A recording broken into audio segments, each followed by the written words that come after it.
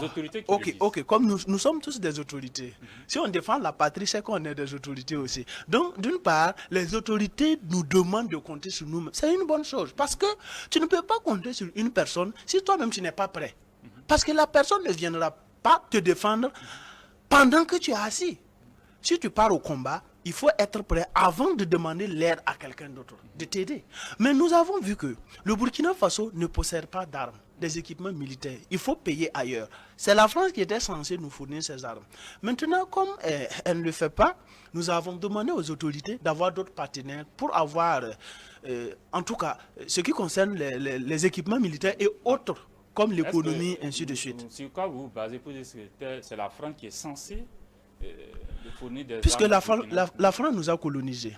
Et tous les pays africains colonisés par la France, normalement, la France est la 7e puissance mondiale militaire. Donc, je ne pense pas que si la France est 7e puissance militaire, ces colonies doivent souffrir avec du terrorisme par manque d'armement pendant que les terroristes ont des armes. Et si je me pose la question, le Burkina Faso, le renseignement c'était la France qui était censée nous fournir les informations sur le renseignement. Comment ces terroristes ont pu acquérir des équipements militaires pendant que nos forces de défense n'ont pas ces armes-là? Regardez tout dernièrement à Djubo. Il y a eu des tirs d'obus par les terroristes. Par exemple, les tirs d'obus là, ces terroristes-là ont eu ces armes-là où? C'est la question, je vous pose la question. Mais voilà pourquoi nous disons, si la France n'est pas capable de nous détecter ce problème-là, qu'elle nous quitte. On a des militaires valeureux qui ont fait de grandes écoles militaires aussi dans ces mêmes pays. Hein. La France, l'Allemagne, la Russie. Effectivement. Ils devraient censés aussi de répondre à ces préoccupations. Je n'en disconviens pas. Le problème, c'est quoi? Oui.